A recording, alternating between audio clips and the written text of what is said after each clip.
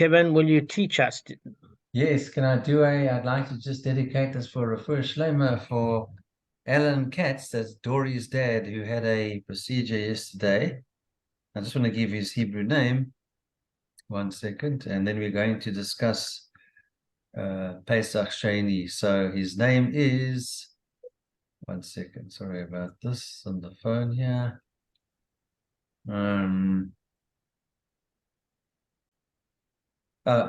Chaim Eliyahu ben Esther.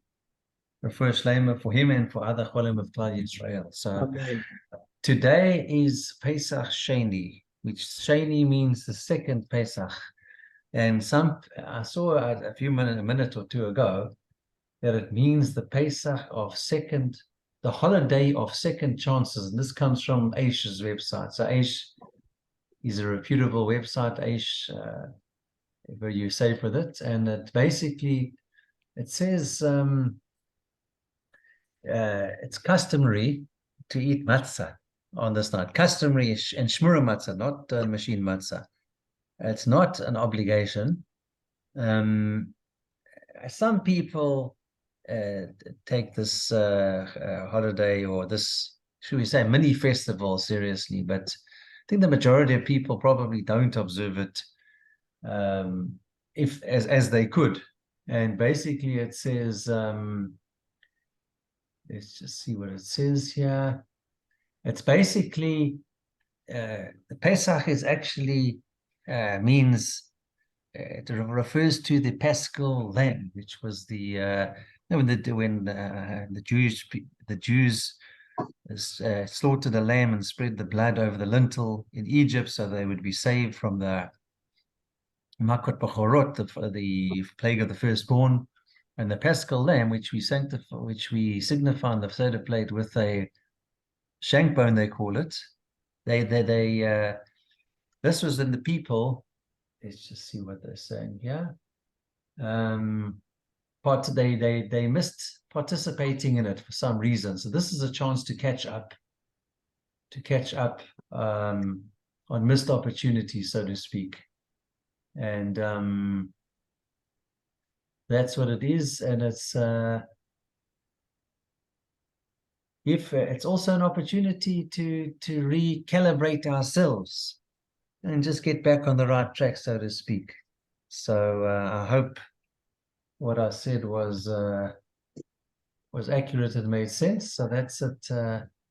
Yeah, there we go. Okay, so there we go. So basically, okay, sorry for the last point here.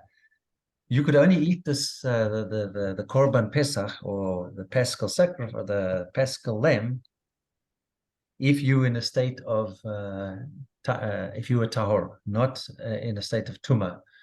So at the time of Pesach, the day before, that was the time to eat it. But if someone was in a state of tumah, they couldn't. So this gave people another chance to partake of the Korban Pesach. Excellent. Thank you, Kev. Thank you. And do we have to lean to the left? Just asking. That's if you eat matzah, Kevin. Just checking. Even today. Guys, there are not people leaning to the left. Let's go to the right of it, please.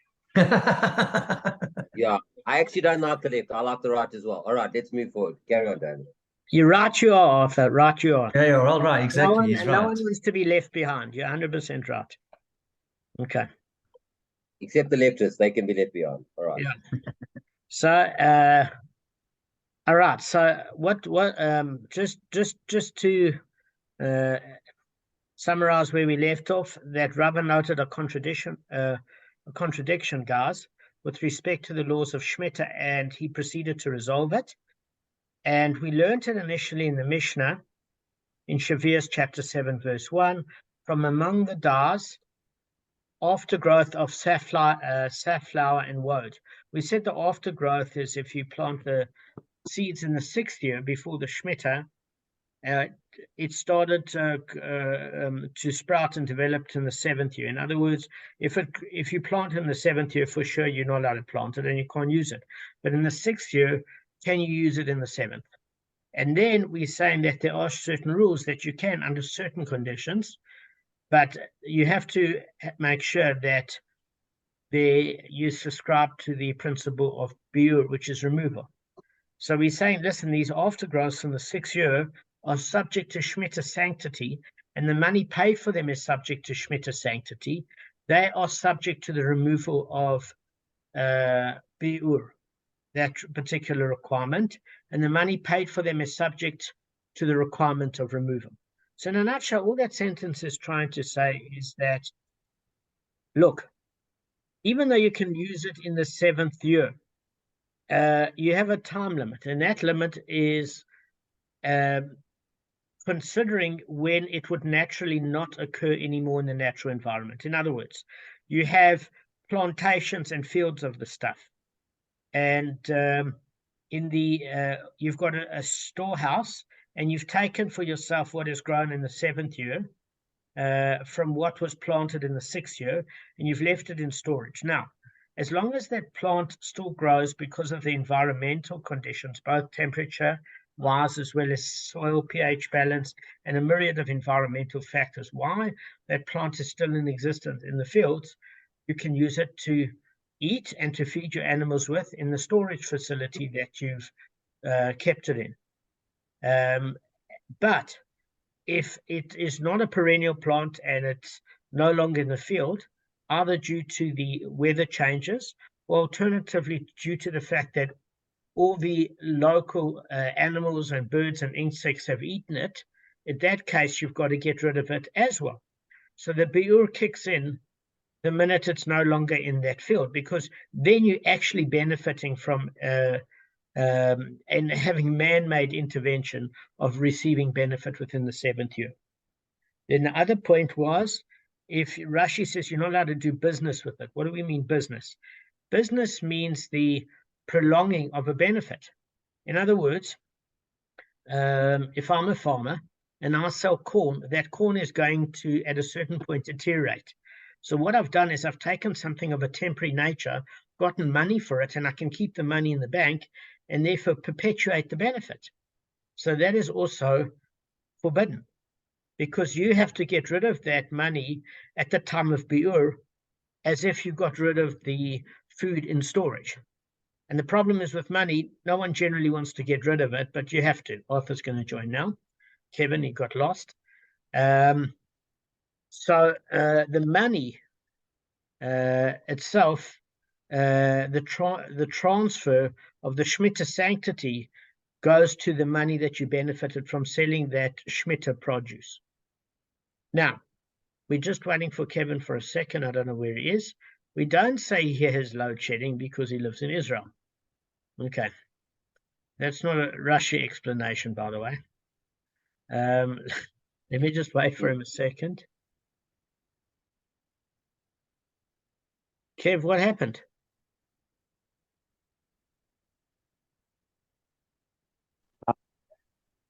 Kev, can you see us? Yeah, sorry, no, what happened was the internet just went off. Sorry, I'm on my phone now. Apologies. That's what happened. All right, so let's carry on. So, Kevin, where did you get up to in the concept? You were talking about the dyes.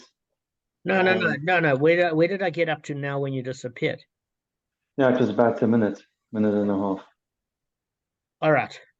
So what we said is that if things were dropped, seeds were dropped in the 6th year and the 7th year it sprouted, that's not human intervention in the 7th year that caused it to sprout, because you can receive no benefit for anything planted in the 7th year.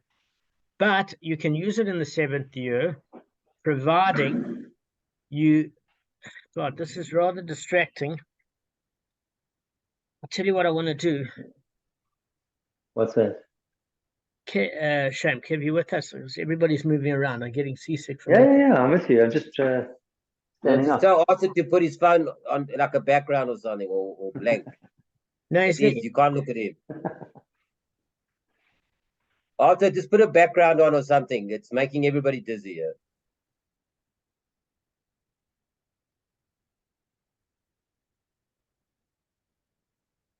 Okay. No, I think he's stabilized it. All right, that's fine. And Kevin's frozen. I'm feeling a little frustrated myself. No, I think Kevin's teasing us. Maybe it's real. Gavin, now you, okay, now Arthur's, okay, you all there. Okay, guys, I'm feeling a bit of frustration because of this time. Where, Kev, what part did you understand so far of what we've covered? Because I actually want to go into new stuff, but we cannot do it unless you guys are aware. No, you're talking about the stuff that's subject to Shemitah. That's the basic thing you were discussing. But then you froze. All right, so Then I you tell you what, let me just go through a bit of a recap. I'm then gonna. yeah, but then you froze because of me, not because of your fault. It wasn't your fault. No, Internet went off. I get it. You're also moving around. I'm feeling giddy. Yeah, I'm trying to find a place. I want to stand. I don't want to sit the whole day. That's fine. Damon, switch it over to not to the view where you're viewing all 4 people. That will just drive you nuts. No, it's fine. I'll switch the video off then. I just need to stand. No, I don't want you to, because the video helps when people watch. It's fine. Just pick the standings position or something. It's just everybody's moving. Yeah. It also it's affecting me as well. I feel like throwing up a bit. It actually does, Kev. And now you've frozen again. No, I'm not. You are to us, unless you're playing with us, but I don't think you are. Maybe you were, I don't know. All right, let's continue. All right. All right, I want to actually do new stuff. Okay, so all I was saying is as follows. Step number 1, there's a contradiction in the Mishnah.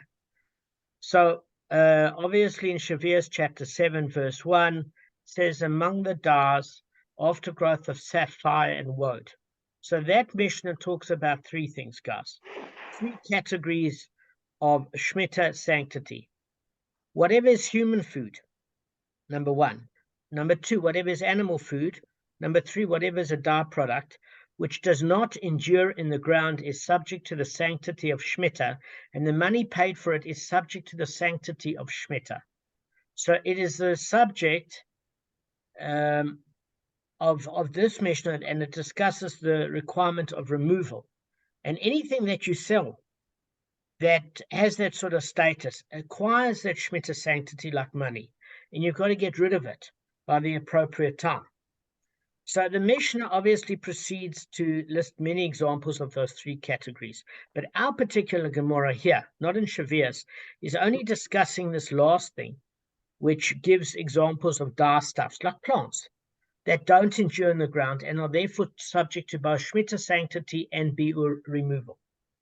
Okay, so the Mishnah refers to an aftergrowth of safflower and woad because it's prohibited to plant during the year of Shemitah, 7th year, right, guys? So the safflower and woad appear in the fields during the 7th year, but they obviously aftergrowths because they weren't planted there in the 7th year of seeds that were dropped the previous year in the 6th year. So you can't use it, but they have to be consumed in accordance with the laws of Shemitah. So when Rashi said it's prohibited to do business with them, it means that you cannot prolong its benefit. Because if I have corn in storage, it's going to go rotten. So I either have to eat it in an appropriate time. Now, if I sell it, it's a problem. Because the money received for that Shemitah produce, I can stick in a bank and let it last in the 7th year. And you can't, because that money now gets the Shemitah sanctity. You've got to get rid of that money. And if you buy that money with something else, you still don't remove Shemitah, because that object you bought the money with that was originally gained by selling Shemitah produce has now acquired Shemitah sanctity because you've transferred it from the produce to the money to some other product or item. That's all you've got to bear in mind, guys. Okay? It's very, very straightforward. Now, the issue is they say evidently wood is subject to Shemitah sanctity. Now, what we want to know last time is what the heck does wood have to do with Shemitah sanctity, and what does it have to do with dar stuffs? Okay, in other words, plants that like sapphire and woad that you can get ink out of it, or you get some sort of dye. Yeah. Can I say something? Actually, I'm doing Darren Hart's dad. I actually chose feet, and you were talking about wood, and certain wood that produces sap. That there's an issue about that. That's where it may affect Shemitah. Yeah, it does, but for a different reason, which we'll go through. One of the problems with with one of the reasons with sap is that, well, there are 2 or 3 reasons. The one reason is certain sap is consumable, therefore it's the benefit coincides with its destruction, and therefore it can gain Shemitah sanctity. Normal wood can't. The second issue with sap is that you could use it as a glue where the benefit is worked as its consumption, and then it's subject to Shemitah, and that would dilute the use of the wood. The other aspect, so it has to fall within 1 or 2 lean categories. Okay, so let's not get distracted. That is a point, but that's because of a different issue. But what we're saying is, why is wood subject to Shemitah sanctity? Because all of a sudden, you're saying it is like the aftergrowth of safflower and woad that are subject to Shemitah sanctity.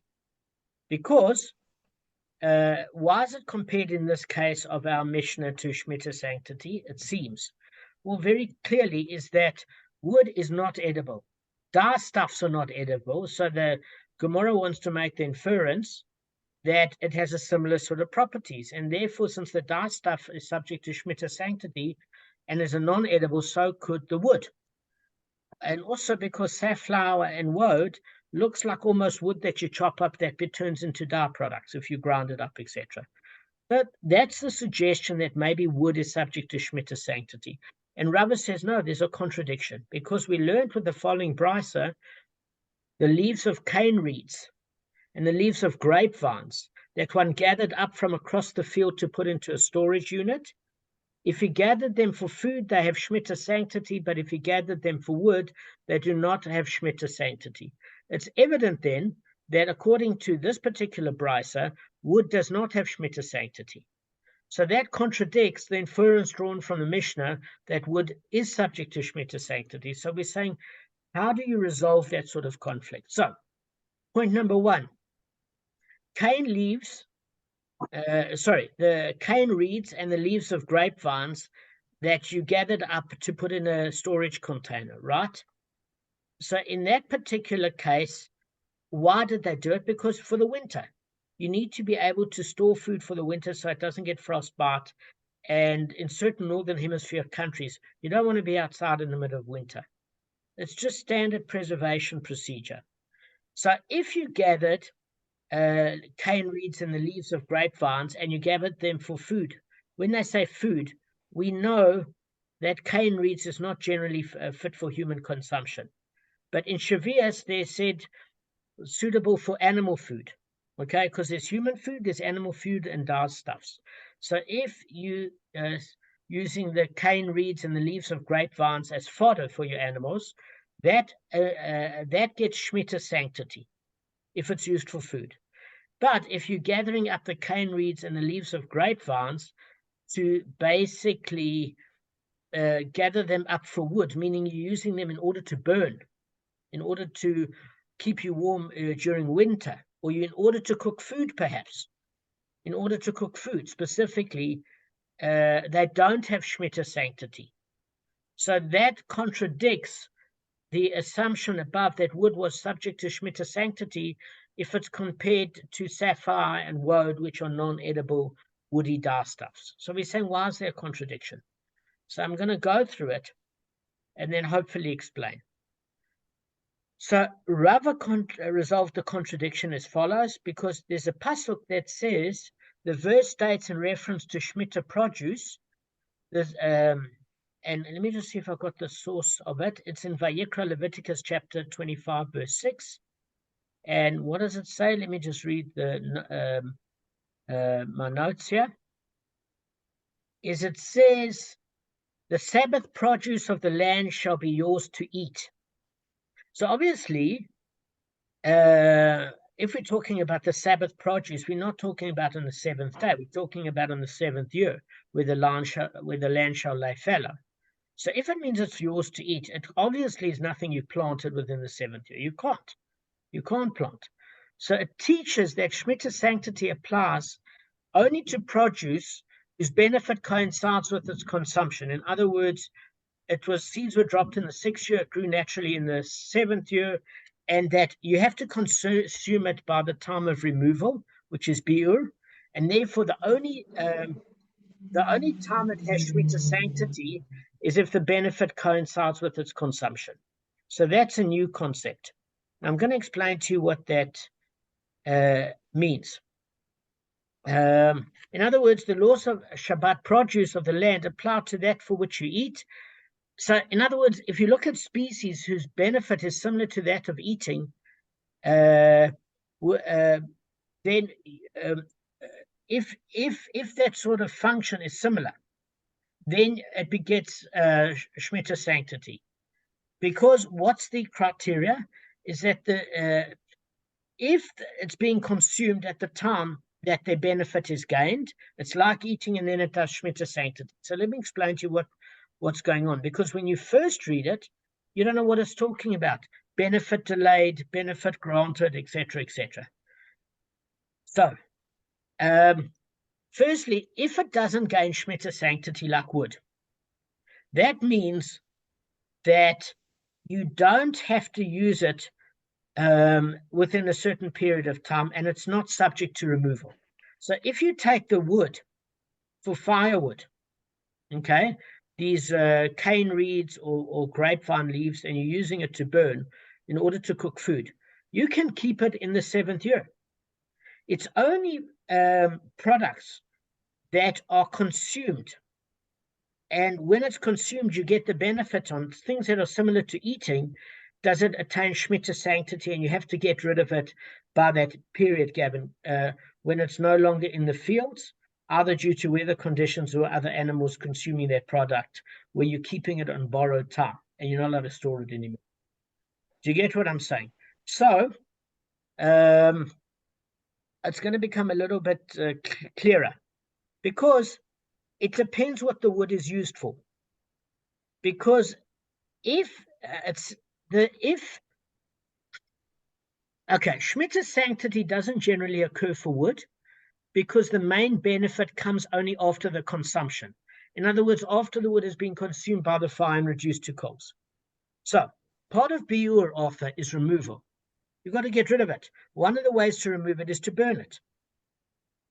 Okay, so the Ramban says that you can leave it for the animals to eat. The Ramban, Maimonides, not Nachmanides, says you have to actually burn it and get rid of it. The Rambam, and the halacha mainly follows the Rambam. So what we're saying is, what's the word for consume? A fire consumes things. So consuming something means that it no longer exists. If you throw a wooden box in a fire and it's consumed, are you going to get the wooden box back? No. If you eat a steak, you're not going to get the steak back. You're going to get a byproduct of the steak 40 minutes later in the loop, but you're not going to get the actual steak back. So that is consumed. So that's a way to get rid of it by the time of biur. So if the benefit you derive is at the same time as it's being consumed, that applies the status of Shemitah sanctity to that object. And that's why there's a difference in the Mishnah, in Shavuos chapter 7, verse 1, with regards to the 3 categories. So animal fodder and human food are both things where you consume it and you're getting the benefit of the nutrition your animal is, but you're getting rid of it at the same time. Now that achieves Shemitah sanctity. Okay? Now, something that you're going to burn, like wood or dye stuffs. Well, dye stuffs is also a little bit complicated, because dye, there's an opinion, is that the minute you trust the plants and put your fabric in the dye's benefited the fabrics immediately. It's permeated it. And therefore, the benefit is coming at the same time as the dye is being consumed. The benefit is being absorbed in the fabric. Do you see what I'm saying? As the dye is getting consumed and boiled away, it's transferring to the fabric. So those things have Shemitah sanctity. And that's one of the reasons why we learned before that if you dye with Shemitah produce fabric, you're now doing business with that fabric. What does that mean? It's just like selling it, where you're having articles of clothing that are permanently using the benefit of that color. And that's a problem, because you're not allowed to extend the benefit when you have to get rid of it by biur. So dyeing fabric, you want to keep it in that color. So that's one of the prohibitions, but it's only according to the opinion that the benefit of consuming the dye while it's boiling away is being absorbed by the fabric immediately. If you had a dye that the dye only took hold, or a chemical only took hold over 3 or 4 days, then you're getting the benefit after the consumption, and therefore that product is not subject to Shemitah sanctity. And therefore, according to that, if you found a dye like that, you could keep it with permanence, because that entire specialized sort of dye would never get Shemitah sanctity, ever. So Rava is saying that there's 2 different types of issues with wood. There's wood that you get the benefit, there could be wood that you get the benefit immediately. In other words, you're lighting a lamp or a torch, right? And the wood's being burnt at the same time with kerosene, and you're getting light at the same time. So then that would be not subject, that would be subject to Shemitah sanctity, because while the wood is being burnt, you're getting use of the light. Do you get what I'm saying? So then it would be like foodstuffs. It's similar in that the consumption and the benefit coincide. But if you were using wood for firewood in order to cook, then the benefit is achieved after the consumption. Now, let me explain to you what I mean, Gavin. Arthur, I hope you're hearing me. You've disappeared. I'm watching everything everybody does. Okay. I'm watching you. So, Gavin, what I'm saying is this. When you make a braai, generally, I'm telling him is because Gavin's the Kohen Gadol, so he would know about braais and korbanos. So, what I'm saying is, Gavin, when you generally do a braai, I never knew this. I used to put on a steak when there were flames and burn the heck out of that steak, and it would be raw inside or chicken, and a disaster. My dad said to me, no.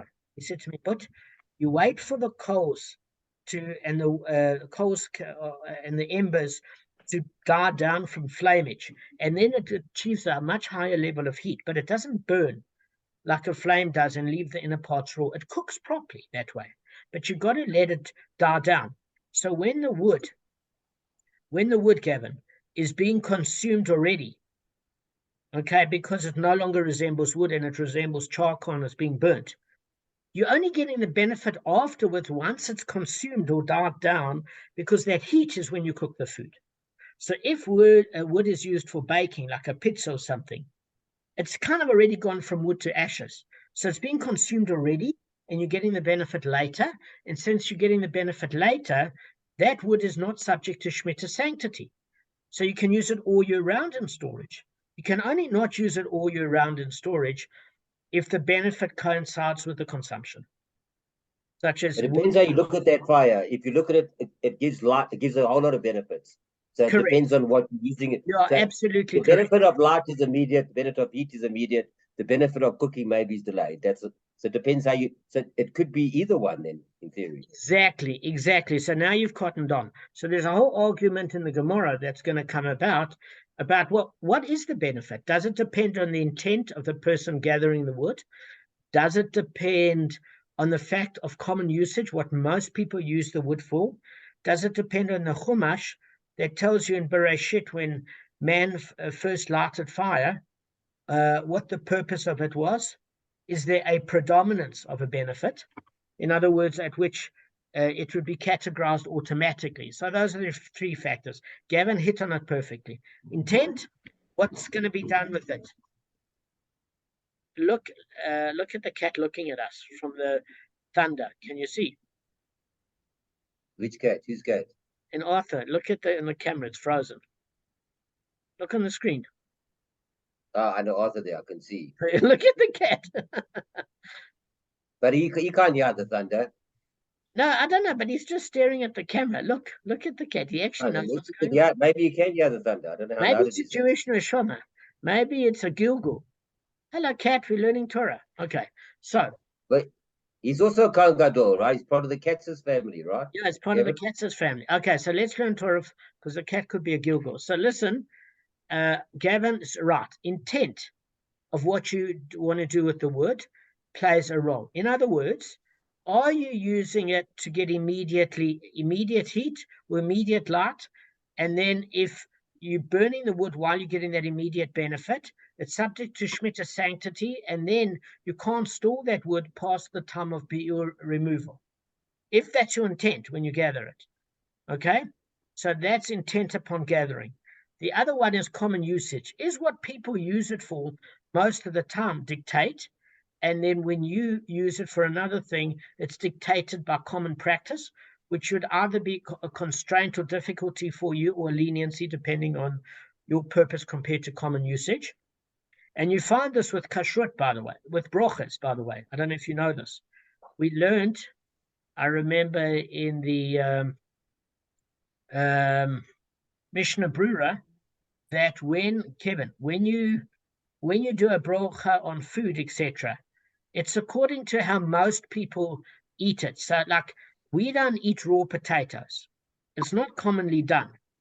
So Rabbi Zalzer was saying, listen, it's a common use of what something's used for that might determine a brocha also. Because if the brocha changes because of the common use, then you wouldn't eat it in its raw state if the brocha was different. So even if you're eating it in its raw state, if it's not common, according to certain opinions, that dictates what's common usage. In fact, that the person doing it is a bit mad and does a different way doesn't mean that that's the general consensus of how the brocha is derived. You see what I'm saying, Gavin? Yeah. So it depends on that. So the Shemitah sanctity only occurs when the consumption is simultaneous to the benefit. When the benefit is delayed after the consumption, it doesn't achieve Shemitah sanctity, and you can store it all year round. Arthur, do you have any questions at this point before we go on? Am I making sense? So it could be there could be a loophole here. Shane, the late Ian Shapiro would have loved me for this. There could be a potential loophole of maybe eating by delaying gratification of any food that's grown during the Shemitah period. If you delay the gratification somehow, I don't know how you could possibly do that, but I'm just saying that would be a win. You can't, though, because the I very know fact, you can't. the very I think fact food that you can't. the very fact that you're getting a nutritional benefit is only when it's being digested with your enzymes within the colon and intestines, etc. It's simultaneous. Yeah, that's what I said. I But said it would be a great loophole if it was possible. I said I don't think it's possible. It doesn't sound. What did you say, Arth? about the warmth and the light, okay, before you can get the warmth, it has to be consumed. So there is a delay. Okay, no, but they're saying it's an excellent point. Arthur's saying it doesn't really occur. Arthur's bringing up a good point. Let me see if I understand your point. Arthur's saying there's never really any almost a simultaneous benefit. Even when you eat, you're consuming it first, and you're actually technically getting the nutritional benefit after half an hour when your biochemistry processes it. It's the same with eating, technically. It's the same with wood, where technically you're kind of burning it a bit and then getting the benefit from the light as the wood's already being consumed. So is that what Arthur's saying, that technically the benefit doesn't really happen? So have I understood you, Arthur? Yeah. Okay. So what they're talking about. But just hold on before you continue. Isn't gratification the same as benefit? It's the same thing. It's the same thing, yeah. In other words, it benefits you. It's gratifying a need of some sort, either by warming you up or cooking your food or something. But what Arthur's saying, and this is very important, is my point I'm trying to say, not Arthur's, your point that you made. Sorry, if I don't mean to be rude. The point that you made was that there's a delay sometimes in food gratification. In food, you only receive the nutrients a little bit later, but you don't. The gratification of the food is instant. It's instant. That's all okay. I'm But the Gemara uses the term benefit. It doesn't use the term gratification. In other words, you might be, from a gastronomic point of view, satiated immediately because you love the flavors, but the benefit itself is technically, as Arthur would say, afterwards, because that's what keeps you alive. You might love the flavor all you want. If you have the most delicious food and you put it in your mouth and you enjoy it because it's gratifying to your taste buds, and you spit it out, a person like that would live for 5 days and they'd die of starvation. So the Gemara uses the term benefit, Gavin, which is an excellent point. So then benefit and gratification are not entirely equal here. They're slightly different. They're not. Yeah. So I just That's use what I was trying to, correct. yeah, So that's let's what I was do trying to say. Okay. correct. That's So fine. let's just to answer Arthur's question, and since we're trying to answer Arthur's question, I just want Arthur to be present. Yeah, that helps. His cat's present, you can pass on the information. Okay, so what we are saying is as follows: is that although Arthur is technically right, that there's some form of destruction before there's benefit. If you look at it in terms of like a few minutes or whatever the case may be, there's a difference between a vast delay of benefit versus a relatively short delay. You're not going to get it simultaneous, and I think Arthur's point is good, but it's enough that the Gemara makes the distinction.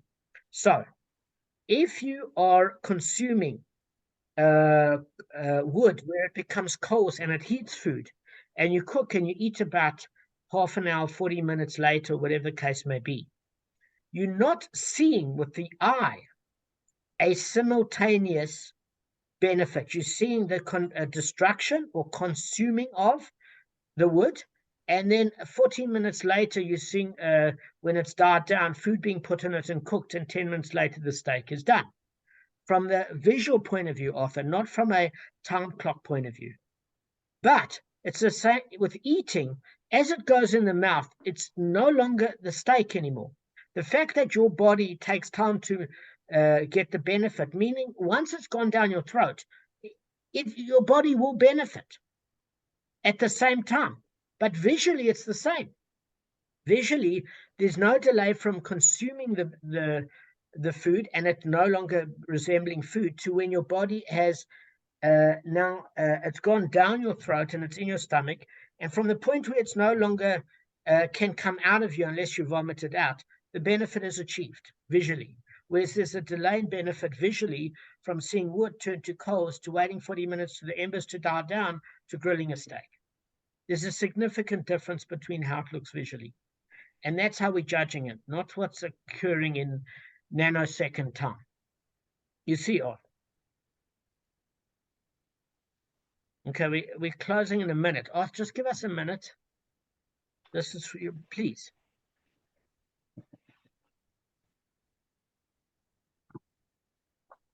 Okay, Arthur, does this answer your question?